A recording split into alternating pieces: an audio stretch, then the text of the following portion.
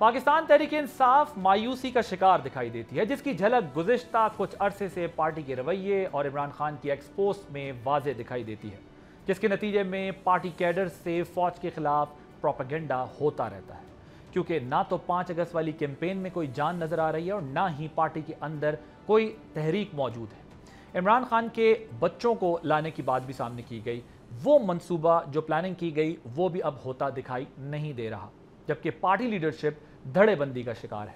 इसकी वाज़ेह मिसाल वज़ीर आला खैबर पख्तूनख्वा अली अमीन गंडापुर के हालिया बयानात हैं। अली अमीन गंडापुर ने 29 जुलाई को एक कॉन्फ्रेंस में बैठकर दहशतगर्दी के खिलाफ जारी जंग से मुताल्लिक मुतनाज़ा और इंतहाई गैर जिम्मेदाराना बातें की हैं। हकीकत यह है कि पार्टी के अंदर भी वज़ीर आला को सख्त मुखालफत का सामना है और इंतहाई मायूस कुन गवर्नेंस और करप्शन के इल्ज़ामात की वजह से उन पर प्रेशर आ रहा है। अवामी सर्वेज भी अली अमीन को नाकाम तरीन वज़ीर आला साबित कर रहे हैं। अब सवाल यह है कि इस मायूस कुन सूरत हाल से निकलने के लिए अली अमीन गंडापुर के सामने क्या ऑप्शंस मौजूद हैं। इस हवाले से 4 इम्कानात हैं। नंबर 1, अब हम आपके सामने इस सिनेरियो को रखने की कोशिश करेंगे कि जिन ऑप्शंस के ऊपर शायद ये बात की जा रही हो। ये सब कहने का मकसद सियासी शहादत भी हो सकता है, ताकि हुकूमत से बाहर निकलकर इस सूरत हाल को कैश कराया जा सके। ये भी मुमकिन है कि सियासी शहादत को यकीनी बनाने के लिए मुस्तकबिल में गंडापुर और तहरीक इंसाफ ज़्यादा सख्त बातें करें। नंबर 2, ये भी पॉसिबल है कि अली अमीन गंडापुर अपनी सीट की कुर्बानी कभी ना दें और ये इश्तियाल दिलाने वाले बयानात सिर्फ अपनी गवर्नेंस से तवज्जो हटाने की कोशिश हो। नंबर 3, इस हकीकत को भी नज़रअंदाज नहीं किया जा सकता कि माजी में पीटीआई अवाम और फ़ौज के दरमियान एक गैप पैदा करती रही है, जिसको ऑपरेशन बुनियानुल मरसूस की कामयाबी के बाद एक सेटबैक मिला है। जो उनके डिजिटल मीडिया के ऊपर जो कुछ होता था वो सब चीज़ें रिवर्स पर गई हैं। अब ये भी हो सकता है कि ऐसे बयानात से दोबारा उस ट्रैक पर आना चाहते हों।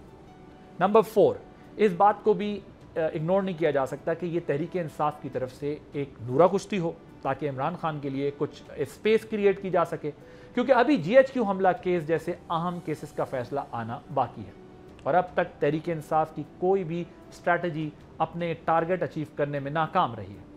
वज़ीर आला ने आर्टिकल 245 के रिव्यू की बात की है, जिसके तहत फ़ौज की तैनाती अमल में आती है। अब अगर फ़ौज सूबे से चली जाए तो फिर 550 एहलकारों पर मुश्तमिल CTD दहशतगर्दी का मुकाबला कैसे करेगी। अगर फ़ौज इस मुतालबे पर सूबे से चली जाए और अमन अमान के लिए दोबारा आना पड़े तो फिर सबसे पहले ये कहा जाता है कि एक्शन उनके ख़िलाफ़ होगा जो कि मकामी दहशतगर्दों को मकामी सपोर्ट हासिल होती है, और उसके ताने बाने भी जो है वो उन लोगों से मिलते हैं जो लोग वहाँ पर भत्ता देकर अपना काम चलाते हैं। क्योंकि सिक्योरिटी फोर्सेस और अवाम ने खैबर पख्तूनख्वा में अमन के लिए हज़ारों जवानों और अफसरों की कुर्बानियाँ दी हैं, जिनके खून का हिसाब फिर किसी से ज़ाहिर यकीनी तौर पर लेना लाजमी है और ये लिया भी जाएगा, क्योंकि इस वक्त जो सूरत हाल है उसमें दहशतगर्दी का कोई भी बड़ा वाक़या होने की ज़िम्मेदारी फिर उन पर आयद होगी जो फ़ौज को वहाँ से निकालना चाहते हैं।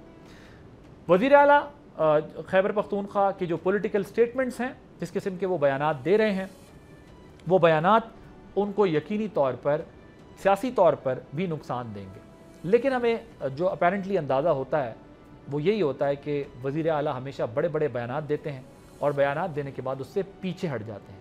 और आज हमें ऐसा ही दिखाई दिया कि एक प्रेस कॉन्फ्रेंस में उन्होंने सख्त किस्म के इल्ज़ामात लगाए और बाद में अपना एक बयान जारी कर इस बात की तरदीद कर दी और वाज़ेह अल्फाज में ये कहा कि फ़ौज आवाम सब साथ हैं और दहशतगर्दी के खिलाफ लड़ेंगे।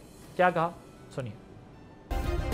सब्सक्राइब करें और बेल दबाएं ताकि कोई खबर रह न जाए।